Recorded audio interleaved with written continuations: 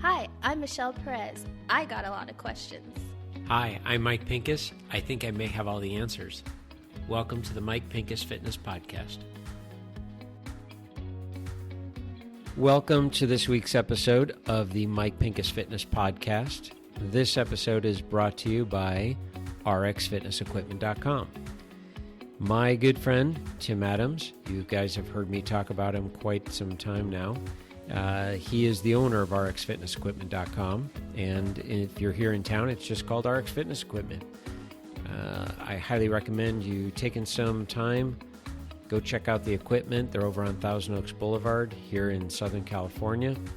And one of the first things you're going to notice when you walk into the store is the layout of the store and the personability of Tim and his guys. It's mostly Tim, and he's got a guy, Joey, in there, and their hospitality is like no other. There's a couple other places here in town, and they're nice, but it's not the same by any means. The trainers know it, the customers know it, and you go on his Yelp reviews. That's the first thing you're going to read is the customer service that Tim and Joey provide. There's a lot of people these days are going online and searching for all different types of fitness equipment, but the problem is that there's nobody to talk to when you call this company and you want to find out more information about the product, how it's built, where it's built, what other ways can you use it.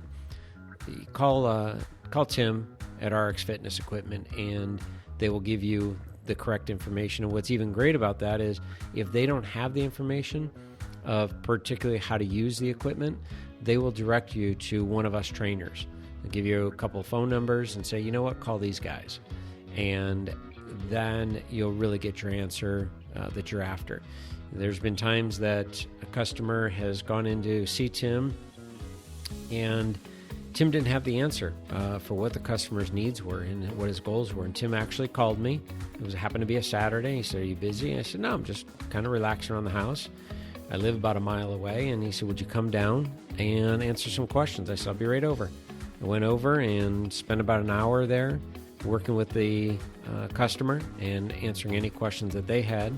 And then I went home, and it was great. Tim was able to provide the customer service through his trainers and be able to provide the customer with a great price plan for them. So take an afternoon, go see Tim, Joey at RX Fitness Equipment, and check them out online, rxfitnessequipment.com. Thank you. Hi guys, welcome to today's episode of the MPF podcast. Today we're going to talk about something that's pretty exciting, and I think that a lot of people have questions on, and that is specifically workout nutrition and supplementation. But first, since the last two podcasts have been about me, I'm going to go ahead and be a little selfish. It's all about you, Michelle. Today it is. And kind of give you an update on how life is going in terms of health and fitness. So we've known each other for about 2 months now, right? 2 months? Seems longer than that. Yeah, it does. But I think we talked about portion control before we recorded the podcast. Yes. So I had already had that little light bulb turn on in my brain that, I don't need to follow a diet. I just need to eat less. And so I have been eating less, or rather, I should say eating enough, because eating less has a negative connotation to it, I think. Yep. And I haven't weighed myself because I'm a little bit of a overachiever / perfectionist, and I'm scared that if I look at the scale, it's going to have a negative impact on my progress. But I do feel lighter. Okay, good. And I might not necessarily notice it physically, like when I look at myself yet, but I do feel it, so that's good. That's good. Do you notice your clothes fitting any different? I do. My pants keep sliding down. Good. So real quick on that, and I'm probably one of few. I can say one of few on social media. Mm-hmm. I have not had this exact conversation with a number of trainer friends of mine, But in terms of social media, I can tell you that I'm one of the few that I do not recommend stepping on the scale at all. Oh, okay. Whereas there's a couple people I follow on social media, and they're very intelligent, and they like people checking in once a week or every day on the scale. The problem that I have with the scale is exactly what you just talked about. Is the scale's either going to set you up for disappointment, or it's going to be a reason to celebrate. And so if you look at yourself in the mirror, and if you like what you see, then the scale doesn't matter. That's true. If you don't like what you see, but yet you get on the scale and the scale gives you a number that you're happy with, well, isn't that kind of funny? You already said you don't like what you see, but now you're just going based off of a number. And so then my next question is, how do your clothes fit? And for you, they're getting big on you. So we already know that you're losing body fat, you're losing inches. We don't care what the number is. Your weight, your scale weight means nothing. It means something to your doctor, just so he can record. But if you were to meet Jonathan for the very first time, he does not say, "Hi, my name's Jonathan. What do you weigh?" Yeah. And if he did, you'd never talk to him again. No. So, that's the funny part about it is it never comes up unless we're all going to start walking around with a sign on our, back of what we weigh. Yeah. Yeah. And also another reason as to why I don't typically like stepping on the scale is because my exercise routine fluctuates. So sometimes I'll do cardio, sometimes I'll do more strength training. And obviously the word is that muscle weighs more than fat. So if you step on the scale and you feel like you've been losing weight, but the number has increased, then, it's disappointing because the number increased, but you don't think, hey, like it could be that I'm having more muscle instead of fat. Does muscle weigh more than fat? Does it? I'm asking you. That's what I hear. Really? Yeah. Pound of muscle and a pound of fat? I guess that would be the same. They're both a pound. Yeah. What takes up less room? Muscle. Right. Pound of bricks and a pound of feathers. Both a pound. That's true. Pound of bricks takes up less room than a pound of feathers. So muscle does not weigh more than fat. So then why do people say that? Because it's a myth. Man. Now, what people will do is they'll say, okay, look at this, and it's a big blob of fat, and this weighs 5 pounds, and look at this thing, this weighs, and this is 5 pounds of muscle. Look at that thing. That is huge. Well, yeah, they both weigh the same, but the muscle is more dense. So then it should be the physical aspect of it. So it literally is just, it takes up less room. Exactly. Easiest way to look at it. Yeah. So one of the reasons that when people when they start an exercise program, they start lifting weights or doing any kind of resistance training, they start building muscle, and they haven't started losing any body fat yet. And they get on the scale. And, my clients, they're going to be upset with me. Like, we're exercising and I'm gaining weight. And I say, yeah, but your clothes are fitting better. Yeah, but my weight's going up. But your clothes are fitting, but your inches are coming down. You look better, but my scale weight's going up. I'm like, okay, then can we stop using the scale? If we stop using the scale, now you're happy. Yeah. Like, yeah. I said, so again, you look in the mirror, you're happy. We do tape measures, you're happy. I do body fat testing, you're happy. Your clothes fit better, you're happy. But you get on the scale and you're unhappy. And you're mad at me. Wow. Like, that makes no sense. So that's why I pulled the scale away. Yeah. So that's crazy. My mind is blown. So it's important to find your own way to track and measure, and that you're going in the right direction. One of my mentors talks about using pictures. Pictures don't lie, people do. Numbers don't lie, people do. Pictures, numbers being measurements. Right. That's a great way to do it, but not in terms of the scale. The scale means nothing. Yeah. Because again, if you're being female and let's say you are genetically, it's easy for you to retain water. So what if you went out the day before and you had a high sodium meal, you had Chinese food for dinner, and at lunch you had a Jersey Mike sandwich that's high in sodium. Right. And then you weigh yourself the next morning and you're retaining 3-4 pounds of water. You don't know that. Yeah. So you get on the scale. Now, the funny thing is, have you been on the scale that does your body fat testing? No, I don't think ours does that. The bioelectrical impedance. Have we talked about body fat testing at all? No, we haven't. Okay. It's on the list, though. Okay. So real quick, I'll just touch on that. Is they have scales out there that you stand on them barefoot, and it's called bioelectrical impedance, and it sends an electrical current up through the body. And the idea is that it's sending it from one foot, right foot, up as high as I've seen charts that it goes as high as your chest, and it comes back down to the other leg. And what it's doing is sends this electrical current, and it's measuring the resistance going through your body, how long it takes to go through. And it's going to go through body fat, it's going to go through lean muscle and water. And the idea is that by doing this, they can test how much water you have in your system, and then it will know how much lean body mass, and whatever's left over must be fat mass.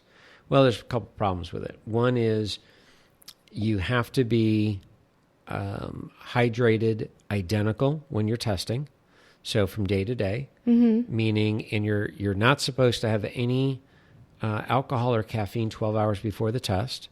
You're not supposed to have any water 12 hours before the test. You want to make sure that your sodium level is the same as far as your meals. And for a woman, you want to be in the same menstrual part of your menstrual cycle. Right. You then get on the scale, and it's going to measure, well, electrical current, why would it go halfway up your body? It's going to be the shortest distance between 2 points. So it's going to go up left leg, right across the crotch, and right down the bottom to the right leg. So it's not measuring the whole upper body. Right. Even though they try to say that it's like, come on, that's not how it's designed. Yeah. It just so happens that I owned, on pure accident, one of the very original bioelectrical impedance machines that was built in the early 70s. And I found it at a garage sale. The person had no idea what they had. I bought it. I had no idea what it was. Called the 800 number on it. Gentleman answered. His father is the man that actually created bioelectrical impedance.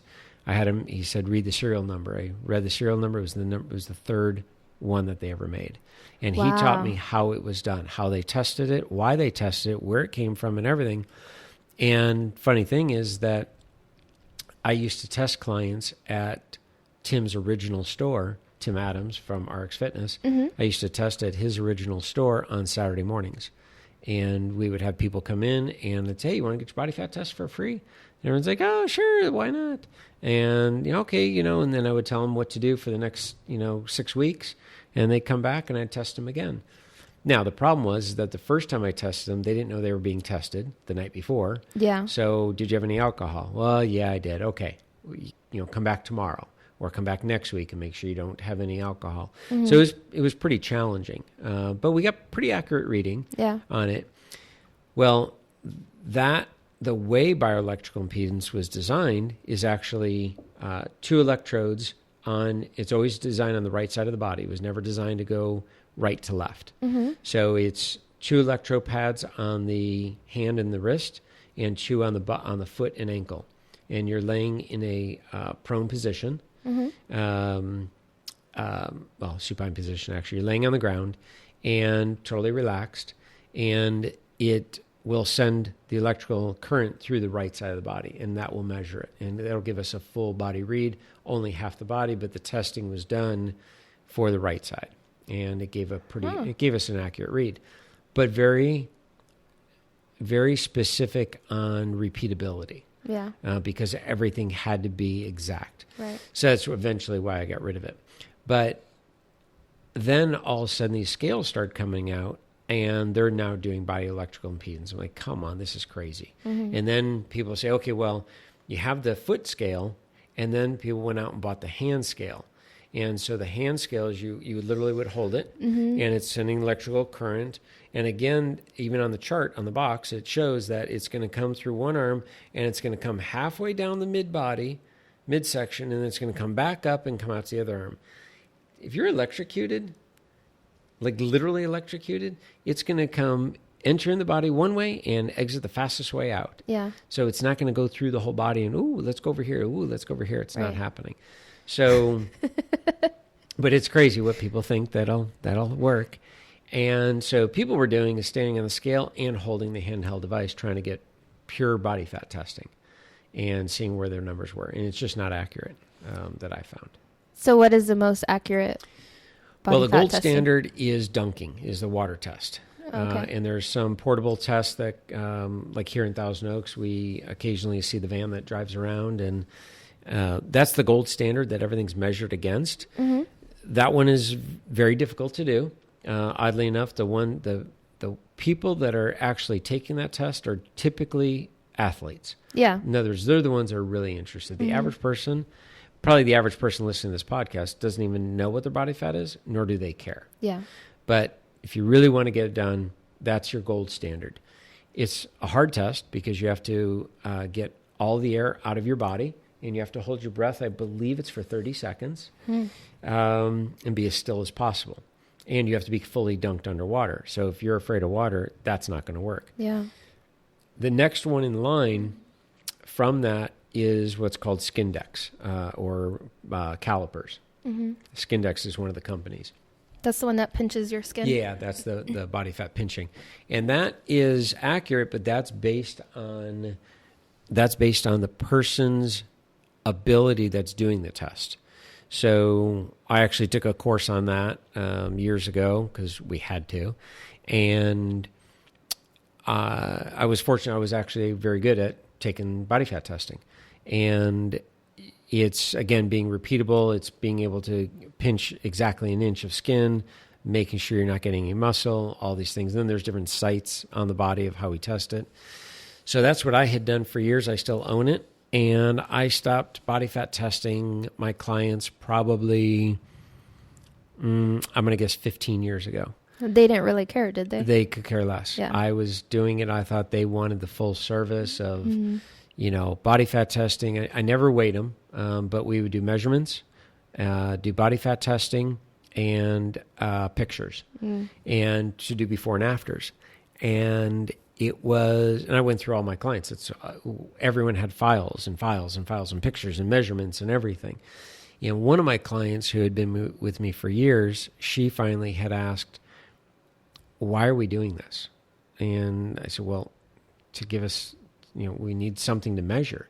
And she's like, look, I know when I'm not on my diet or my exercise plan, my clothes don't fit right. Yeah. You taught me that. So why are you, these pictures and measurements and all this body fat, that's all for you. And I said, oh, well, that's interesting. Okay. And I asked my next client, do you care? No, I never looked at any of this stuff. And the next one, why am I doing all this? I'm literally wasting my time. Yeah. And the client, I would do it on the first session. Well, what I finally realized is the new client coming in, they wanted to start exercising. Like they knew, let's get going. So yeah, I stopped doing all of that. And trainers are blown away. They're like, I can't believe you don't test all of that stuff. And you've been at it for so long. And I said, that's probably why I've been at it for so long is if you listen to most people, they don't care. Yeah. It's just another number. And so that was the other thing is you get them away from the obsession of the scale. And then I just created a new obsession with body fat testing. Yeah. So.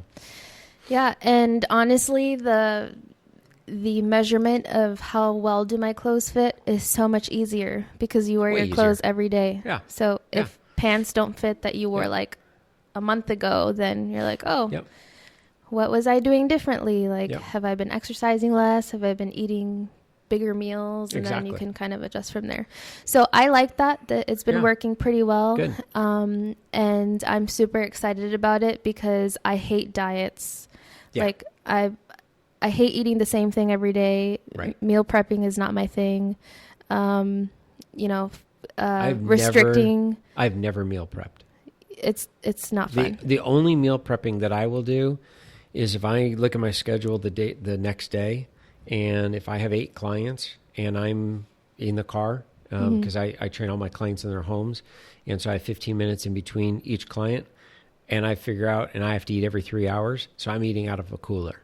Yeah. So that's my only meal prep is the night before, only because I just don't have time to go anywhere else to get food. Right. So that's my only meal prep. Yeah.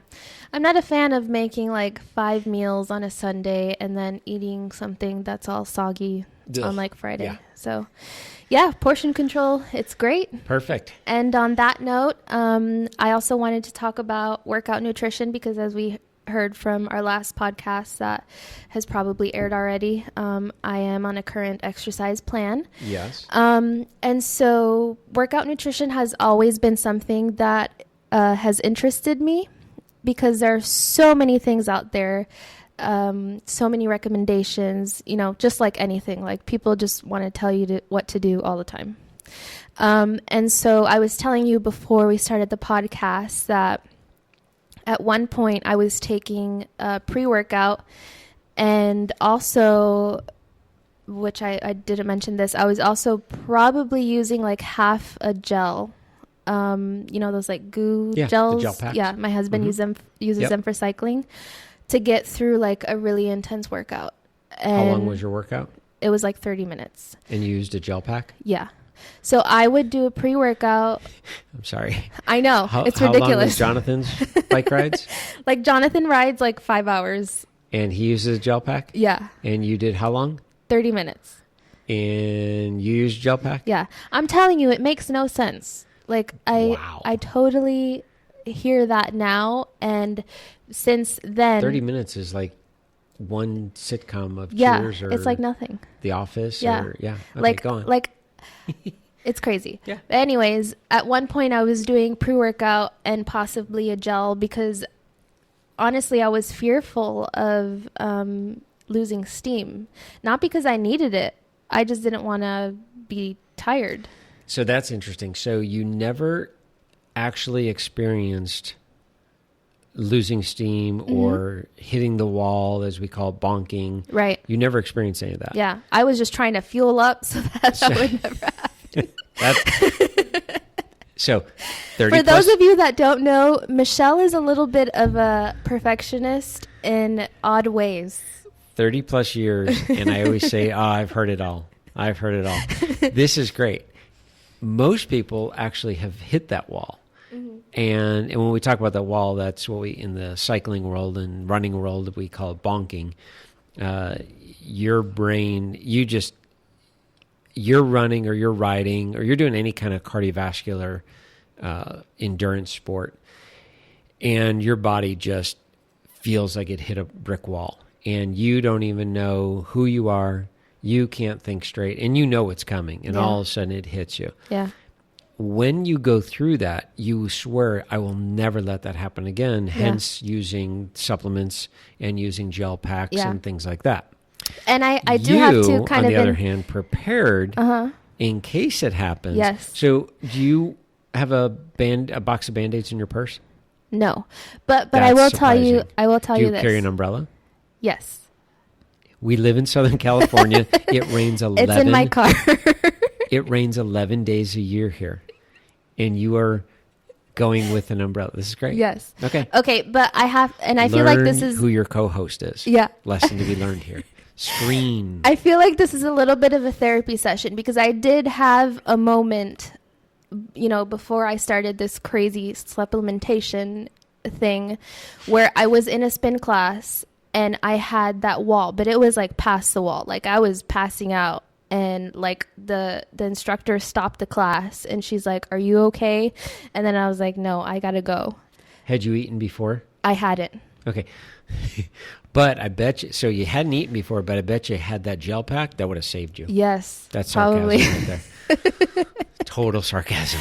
Okay, so yes, I did that whole crazy nutrition thing, and then one day I was like, you know what, I don't really need all this. Let me stop taking the pre-workout and the goo that's like all sugar. Yep. Well, sugar because you need it for exercise. But anyways, so it's been like 6 months and I've been on like my workout regimen and I haven't needed the supplementation. Okay. What I've been doing instead is just making sure that I'm eating like the right foods that I feel are good for my body in order to be able to do that types of perfect whatever exercise I'm doing. Okay. Have you tried different types of food? Yes. So, like, for example, I've noticed that if I do yogurt before a workout, What type of workout? like cardio. Okay. Specifically running, cycling? Yeah, like running, Okay. a spin class. Okay. That's like the only cardio Yep. I do. Elliptical. Okay. For some reason, cardio and yogurt Goes don't- well for you. No, they don't mix. It doesn't well for Yeah. you. Okay. Whereas, like, if I did a banana or Okay. a large apple, like Okay. that, and peanut butter, like Perfect. that would be better. Yep. So How soon before your workout session do you eat the food? Typically. Well, I work out in the evening after work, and I eat lunch like at 12:31. So I'm usually ready for a snack like at 4 Okay. because I know I'm going to work out Oh, good. at like 5:30ish. All right. So about 90 minutes before. Yeah. Okay. Yeah. Perfect.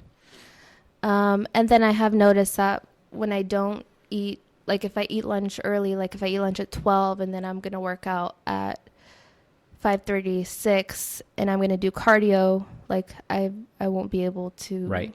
to function. Okay.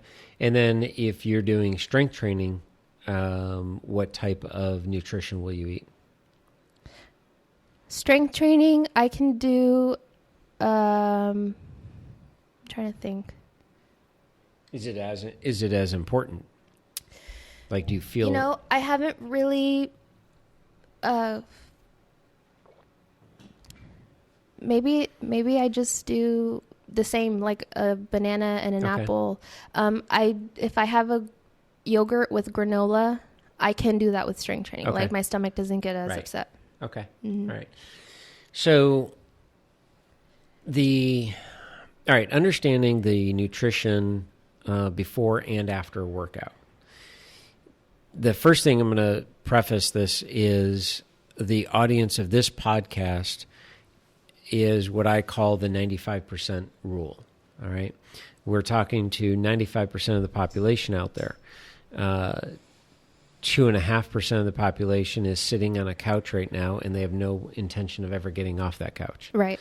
They're afraid someone's going to steal it. They're holding it down, which is kind of how I feel after a long bike ride. The other 2.5% are addicted to exercise already. Yeah. And they are hardcore workout. They're in the gym. They are, they're dedicated. That's not who we're really talking to about this. So take the rest of the population out there, and you have everything from what type of food to eat before and after, timing of before and after, and supplementation. And those are really the main questions I get. Right. So for the average person out there exercising, and I'm just going to go with my clients, all right, that I've trained over the years. I couldn't even tell you the last time I had a client work out so intense that let's go supplementation, that supplementation was needed. Mm-hmm. Okay? And when you say supplementation, it's pre-workout or like a mid-energy, Yes. like a goo, a chew, a Yep. whatever Exactly. other thing. It's pretty much anything and everything that is purchased at a store like GNC. Yeah. Okay. So you've got your branched chain amino acids. You've got your pre-workout. You have your creatine. You have, gosh, it's been so long since I've been out of the supplementation world. But if you look at the word supplementation, it is literally to supplement our diet or our nutrition plan. So that means that the people making the supplements understand that you can get the nutrients from food that is needed to do your workout. Now, again, I'm not suggesting that you don't need supplements if you are a competitive bodybuilder, if you are a competitive athlete, if you are competing in CrossFit games.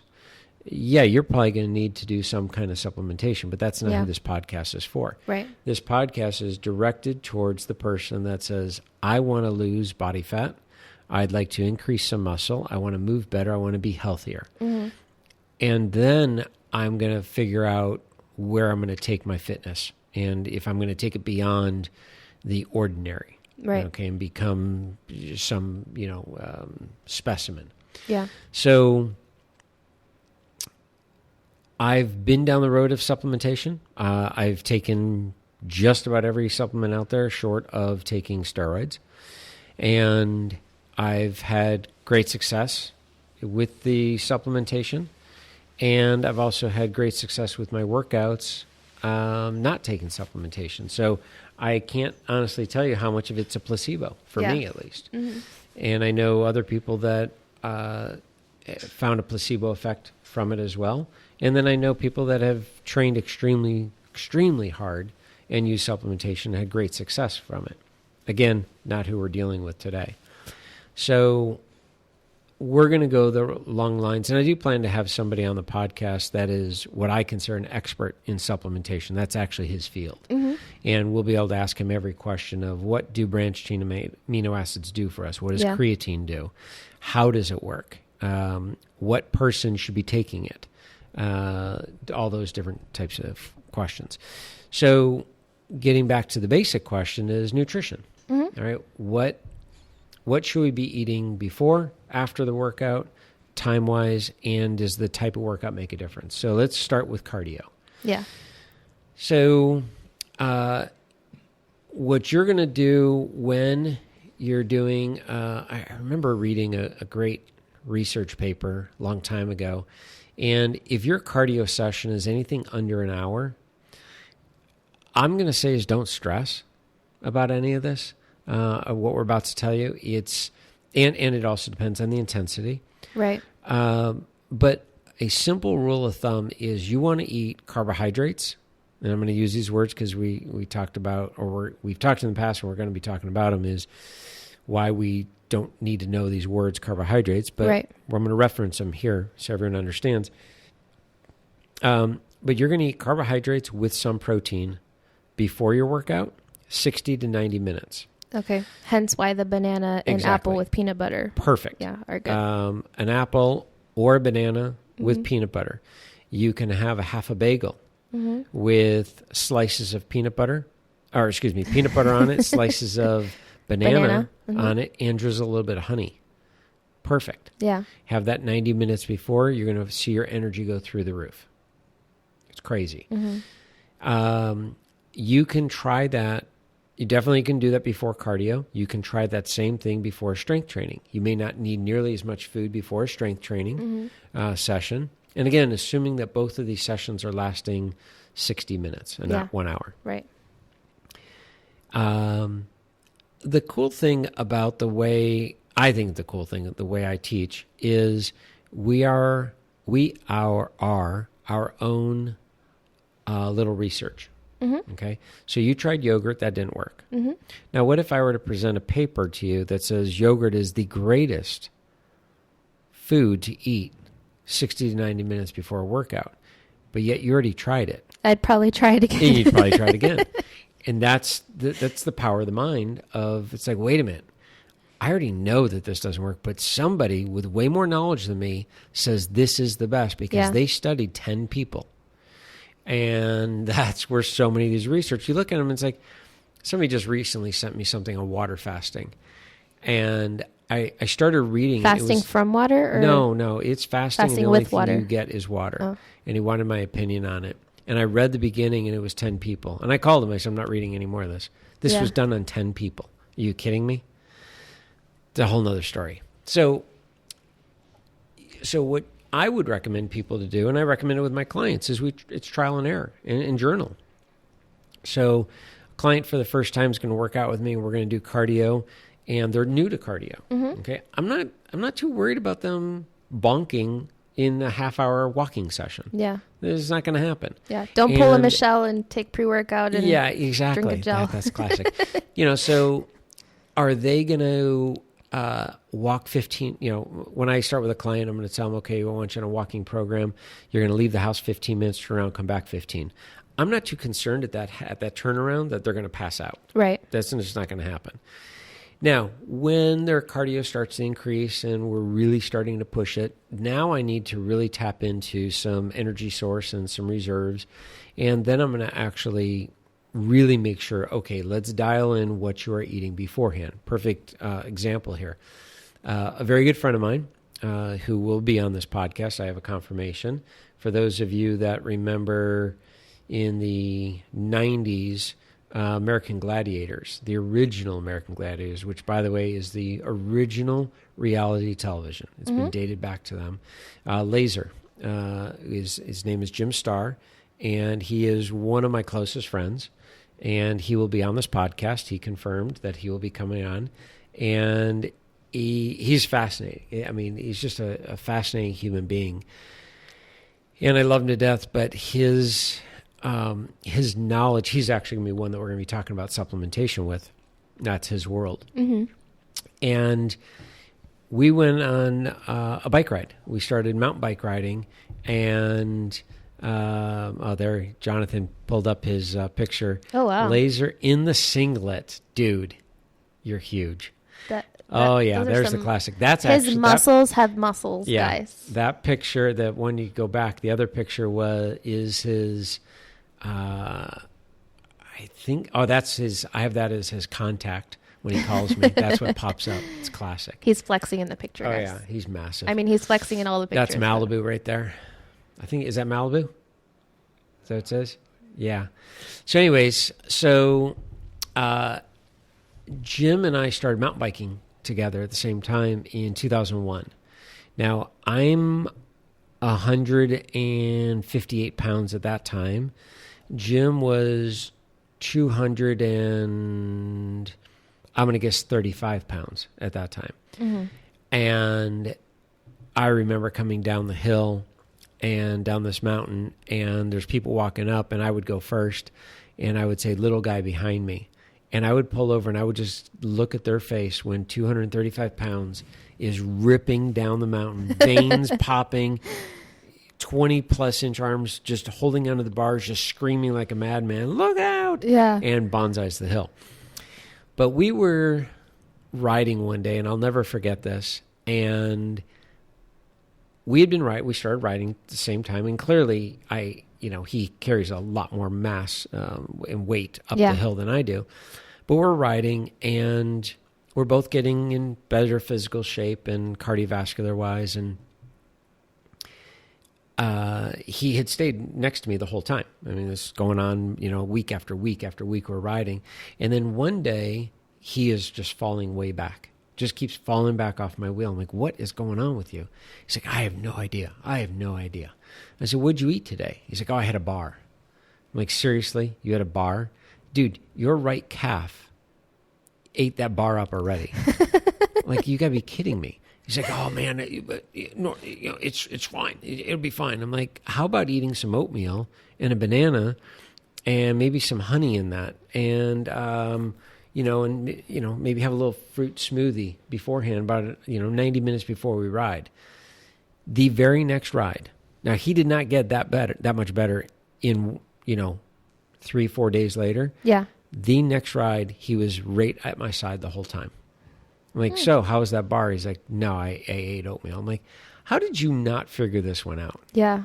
But it's what he's always done. Mm-hmm. And so he is now testing his body in a complete different format. I mean, he's extremely strong. He was never an endurance athlete. He's not built for an endurance athlete. Mm-hmm. He claims that he's 200 pounds today. Sorry, Jim, you're not 200 pounds. And that hurts him. Just put him on blast. Oh, yeah. And he can't even say anything because he's not a part of this. He's going to kill me. So it was a whole different world for him, right? To get into endurance. And so we were able to dial in his nutrition, and he experimented. Again, he could have read so many different research papers of what to do, and I'm like, try this, and it worked. Mm-hmm. And I can say that same thing for somebody else, and it won't work. Okay, so, but for the most part, carbs with protein, and notice how I emphasize that, carbs with protein. Yeah. 60 to 90 minutes before. What does that mean? So take out the cardio. Word, before cardio. Yeah. Take out the word carbs and protein. So let's go real food. People understand. Mm-hmm. Half a bagel, banana, peanut butter, honey. That's great. If you feel that's going to be too much food for you, then let's start with a banana and a scoop of peanut butter, and try that. Maybe even put a little bit of honey on there. When you're doing cardio, your body is actually looking for that energy source of what carbohydrates gives us, without getting too technical. That's really what it's looking for and searching for. So it better be there. If it's not there, you're going to start to bonk. Right. After your workout, after cardio, okay? Before I'm jumping the gun here, other ideas. You can do, rice is going to take a little bit longer to break down than a banana or a bagel would, but you could experiment. You could try rice with, you can try beans. You can try some handful of nuts if you're not allergic to them. Like trail mix? You can do some trail mix, possibly. Try that. Like nuts and dried fruit? Yeah, you can try that. I know of people that will, 90 minutes before, they'll have a sweet potato, and they'll have a handful of nuts. So there's your carbohydrate, there's your protein. You just play around with it and try to figure it out. Yeah.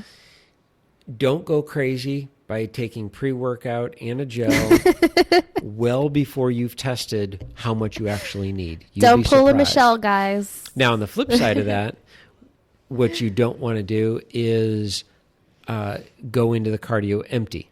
Right. Okay?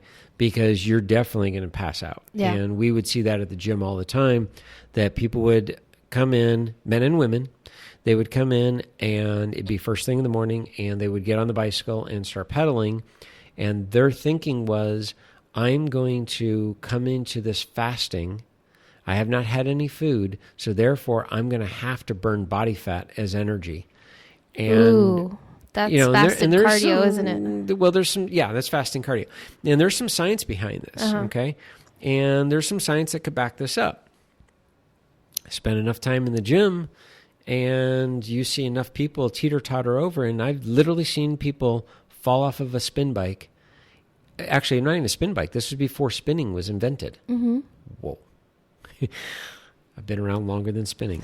Uh-oh. This was a person sitting on a life cycle bicycle and literally teetered right on over, passed out. And finally comes to, we get orange juice in her, get her going, get her blood sugar going, and she had not eaten anything. And fortunately, one of my mentors was actually there helping her, and he said, what were you thinking? She's like, I need to lose body fat. And he's like, oh, honey, not this way. Yeah. And he explained to her right then and there. He's like, I don't care what any of the science tells you. It's not working for you. And if you're going to want to get a hard workout in, wouldn't it make sense to have fuel in the tank to be able to push yourself harder? You can't run your car on fumes. It just doesn't work. You have to have fuel in there. So experiment and play around with that, but definitely do not go into this on an empty tank and think you're going to be burning off all this body fat. It's not going to happen. And just a reminder for people, this is for more than an hour, or is this for an hour as well? That's even for an hour. Again, it's going to be based on your intensity level. Okay. So yes, if you're just starting exercise and you're going to do a half hour of exercise, of cardio, then it's not as important as far as how much, what quality. It's not as important. Okay. Play around with it first. Get out there, try it. You get done with your workout, you're like, whoa, I feel really lightheaded. Okay, you need food in you. Yeah. And with that in mind, I have clients I train in the morning, and they have a cup of coffee, and they're fine. And they'll do a 45-minute cardio session, and they have no problems with it. And again, I can show research to back up both sides. Yeah. For them, I can't even give them a smoothie because they get an upset stomach, and they're doing it an hour before. So sometimes you have to throw the research out and say, just do what works for you. What works for you, but experiment with that. So finishing with cardio, nutrition afterwards. So it's always best after a long cardio session. For instance, Jonathan, bike riding, you're doing more of the running. You want to, within that first 30 30-minute window, your body's looking for nutrients and it's looking for recovery. It wants to start fueling the muscle that you were using. And so the easiest form is a liquid form. Mm-hmm. Okay. So you can make a very good vegetable fruit smoothie. And people freak out. Oh my God, she's eating fruit. Oh no. Nobody ever gained weight eating fruit. Crazy. But take a blender, pack it with spinach, and put in some carrots. You will never see those carrots and spinach again because it's going to blend up. You're not going to taste it. Yeah. And pack it with any kind of fruit you want. You do not have to put any powders in it. You don't have to put any yogurt in it. You can use almond milk if you want, soy milk. You can use regular milk if you want. You don't have to. Blend it up, drink that within the 30-minute window. And that's just to replenish any nutrients that your body needs. Yeah, that's going to be the easiest. Now, if it's a much bigger workout, you're out for a couple hours. You're still going to do that shake, smoothie, whatever. Then you're going to do all your recovery exercises, which we'll talk about one of these days when we get to it. But your foam rolling, massage stick, your stretching, all that kind of stuff. Hit the shower. Body's like, okay, now I'm really looking for food. And now you have that 60 to 90-minute window where you better start getting some regular hard substance food, still carbohydrate with protein. Okay, that's what you're after is afterwards, is you want to replenish. People are saying, well, why would I want to put in carbohydrates after my workout when I just burned them all off and that's what makes me fat? Dang it. Well, even if you thought that and believed that, which is not true, but let's say you did, you're setting the reason you replenish it is literally to set yourself up to do your next workout. So you get done working out, you want to replenish everything, not everything. Okay. If you burn 1,000 calories, no reason to put in 1,000 calories, but you better put in at least half. So I just immediately pictured someone eating like a whole cake. Oh, you'd be amazed. And by that someone, myself. So you want to put calories back in. Yeah. And that's why we do all this recovery stuff of foam rolling and stretching and all that. So we're preparing our body to be able to do this next workout, whether it's later that day if you're doing 2-a-days, or if it's the next day, or if it's in a couple days. That's the whole idea is preparation. Right. So that's with cardio. Did that make sense? Yes. Did I answer? Okay. Yeah. With the strength training, you're going to go along the same lines. You're probably not going to need as much food. Just because of the energy that you're using to do the strength training, your body is not being pushed to the limit nearly as hard as consistently, as hard as it will be on the cardio. You can do high-intensity interval training, which is called HIIT. You can do that type of training and need the similar nutrition that somebody doing cardio would. Yeah. But perfect example is myself. I cannot exercise. I can't work out. Okay, strength train of any kind. Take anything but cardio. I have to be on a full stomach, completely, like we're talking turkey dinner full. Wow. And then and I'm fortunate I have my gym here at the house. I literally get done eating and I come right into the gym and start working out. Wow. Because if my belly is empty for 1 minute, I can't think about anything other than finishing the exercise and going to get food. So I've learned. I mean, I've tried it in all different ways. Yeah. And nope, I have to have food. And I do not get sick. I do not get cramped.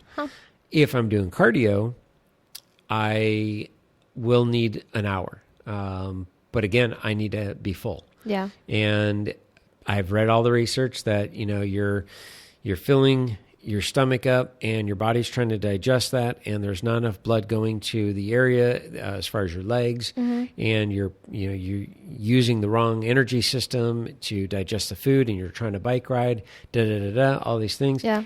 I'm on a bicycle with very little food in me and supposedly in the best condition, and I am riding over to a Starbucks to get a muffin. And then I will start my ride. That's funny. Like, it's not happening. Yeah.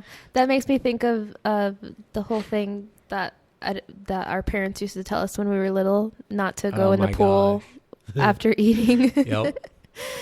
Yeah, that was. There was never a reason. Well, they thought is because your body is trying to digest the food, and if you jump in the pool, your body will forget how to swim and you'll just sink and you'll drown. Because your body's too busy digesting. And I remember at one of our NASM courses years ago, Mitch Simon, who used to teach for NASM, talked about this exact thing.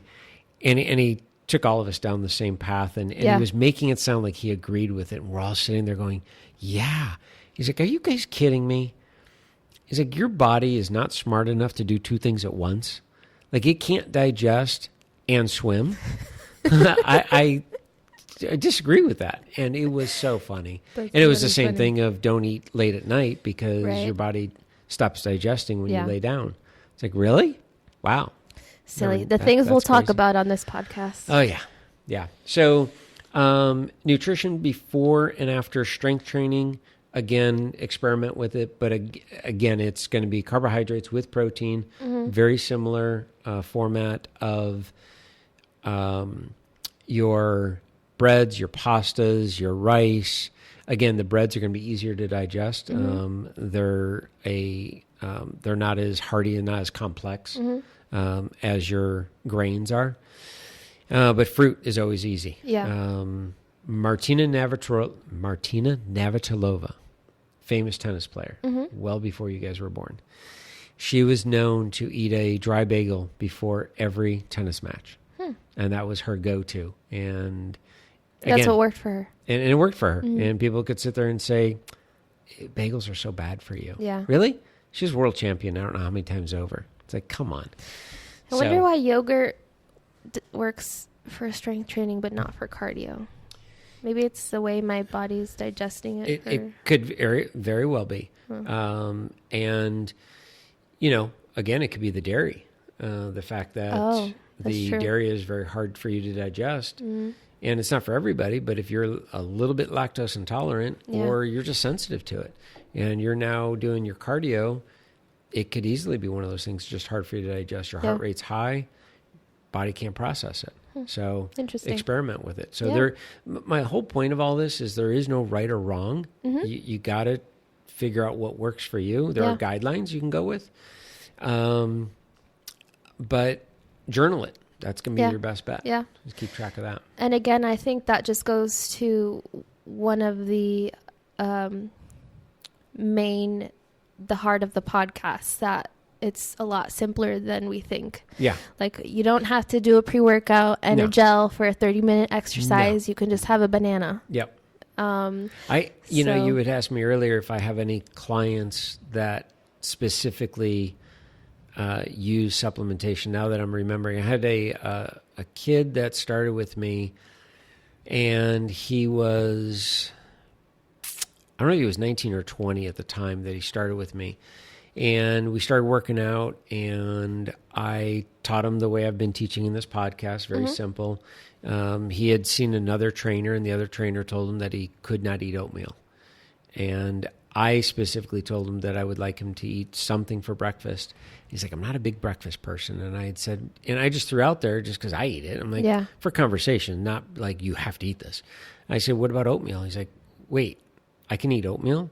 I said, I've eaten oatmeal every morning for the last 15 years. Yeah. I can feel Jonathan rolling his eyes. Yeah. Because he eats oatmeal every morning. And it's not a joke. And he just looked at me, he's like, well, this other trainer told me I can eat oatmeal. I'm like, who the hell told you couldn't eat oatmeal? I'm like, no. He's like, well, it's too many carbs early in the morning. I'm like, oh, so now we're not supposed to eat it early in the morning. I thought we're not supposed to eat it late at night. So I went through the whole spiel with him of how'd you gain the weight? And not once did he say, I ate too much oatmeal. He didn't even say the word carbohydrates. He didn't even say I ate too much bread. He's like, I ate a lot of junk food. I'm like, oh, and what else did you do? Play a lot of video games. Okay, so what are we going to do different? Eat less junk food and play less video games. Bingo. So take him through the whole process. Yeah. He's working out with me 3 days a week. He's totally getting into it, making great changes to his body. He started working out with some friends on off days with me. And now he's really getting into it. He's working out 5, 6, sometimes 7 days a week. It was pretty odd. Matter of fact, I even had to tell him, like, I think you need to take a day off. Like, it's too much. He started doing 2 a days. It was crazy. Wow. The shape that he was really starting to get into. All of a sudden, he started doing pre-workout. And I'd roll my eyes. And he would come in walking in. He had a Monster drink or a Red Bull. I'm like, dude, you're killing me here. Mm-hmm. And he's like, oh, I'm trying pre-workout. I'm like, I'm slowly increasing your workouts, and you're adapting quite well. Yeah. I didn't kill you from day one. I didn't start throwing heavy weights at you, but we're slowly building it up, and you're handling it just fine. And you weren't taking any of that stuff, but his friends were, and his friends are way bigger than I am, muscle-wise. Mm-hmm. And I know that, I mean, that's a big part of it. Yeah. And I'm like, well, that's great. They're big dudes. That doesn't mean they know anything. Quite honestly, I mean, back in the late 80s, the guy with the biggest arms and the girl with the best butt are the ones that became trainers. Yeah. Because people walked up to them and go like, well, you clearly know what you're doing. Mm-hmm. And they was like, yeah, I do. It's like, no, you didn't know anything. You just happen to do a lot of curls and a lot of butt kicks. So donkey kicks. Exactly. Justice, I hope you're listening. Oh, my gosh. So I said, why don't you try coffee? He's like, what? I'm like, next time, just try a cup of coffee. Came in, he had his little Starbucks dark coffee, nothing in it. He's like, dude. And he was just flying. Yeah. And I said, now, I can tell you what's in that. I can't tell you what's in any of this pre-workout. I have no idea what the long term is. And I don't want to be the one that when you're 40 and we come to find out that all the supplementation that you're taking has side effects. Mm-hmm. And you come back to me going, you're the one that told me to take this. No, I didn't. So if it comes back that caffeine's the problem, trust me, we got more people that we're going after than just me. Yeah. And I mentioned earlier, caffeine is a banned substance in the Olympic Committee, in the IOC. Why? Because they know it works. They know it's an ergogenic aid. Yeah. So if I have somebody that is a semi-coffee drinker and I want them to get a little boost of a workout and they're kind of slacking a little bit, have a cup of coffee. You don't have to have a lot, and don't add anything to it. Just coffee. And if you want to put a little sugar, that's fine. Like I said, sugar, oh my. And if you have to have a little bit of cream, that's fine too. Mm-hmm. But don't be coming in with a half decaf frappuccino, whatever the heck it is. Those fancy lattes. Yeah, exactly. There was a movie, L.A. Story, with Wild and Crazy, Steve Martin. And there's a scene where everyone is ordering in LA. They're ordering all their coffees, and that's where that comes from. You got to see it. It's so great. We got to. You said LA Story, and I was like, I gotta watch this. I'm almost positive it's LA Story. We'll have to Google that. Anyways, we're on it. Steve Martin, I think it's LA Story, and famous coffee scene. It's hilarious. So, in any case, it is. Yeah. So, drink some coffee, drink get some coffee, energy. Try it. And like for me, I'm not a regular coffee drinker, but I'll have a cup of coffee. If I'm slacking a little bit and I'm going to go on a bike ride, I'll definitely have that right before my ride, and perks me up. Yeah. Give it a shot. And it's true because a lot of pre-workouts, because we know I'm an expert in pre-workouts, they do have caffeine in them. I mean, they have caffeine in like a bajillion other things, but, caffeine is one of the main ingredients. So in the fun stories of all the years as a trainer, one of the things I'm constantly thrown at are different business ideas. Mm-hmm. Most of them are multi-level marketing. If anybody has a multi-level marketing business idea, do not run come away. To me. Do not come to me. I will not talk to you. I don't care what it is. I'm not doing it. I've done 7. I've got sucked into 7 of these. So a very good friend of mine says, oh, this is the greatest. This is right up your alley. Mm-hmm. And these are supplements, and these are all natural. And so he had this little bottle, and it had drops in it. And he said, here, put this in a little bit of water and then drink it. And I drank it, and I'm sitting there, and because I'm like, yeah, I'll try it. Okay. And all the research to back it up and everything. I thought I was having a heart attack. My heart is flying. I'm like, what is in that? He's like, I don't know. No one's ever had this reaction. I'm like, do you understand? I don't drink coffee. At this time, I didn't drink it. Yeah. I had no caffeine in me. Mm-hmm. Not because I'm religious reasons or anything other than that. I just didn't drink it. Yeah. has a product called Mao Hung in it, and also a taurine. I was flying. I literally thought I was going to have a heart attack. Oh my goodness. I'm like, yeah. That's scary. Oh, so scary. Yeah. And he says, don't you feel jacked? And I'm like, no, I feel like I'm going to die. So needless to say, I did not buy into that company. Yeah. But yeah, there's been crazy stuff. Wow. Well, guys, I know that was a long podcast. Thanks for sticking with us. There was a lot of good information there. I hope you learned a lot about what kind of nutrition to have before and after your workout. Thanks, Mike, for sharing that. Absolutely. Remember, do not pull a Michelle and take pre-workout and drink a gel. You don't need it. Nope. And we'll Keep talk it to you simple. guys. Yeah, keep it simple. And experiment. We'll talk to you guys next time. Thanks, guys.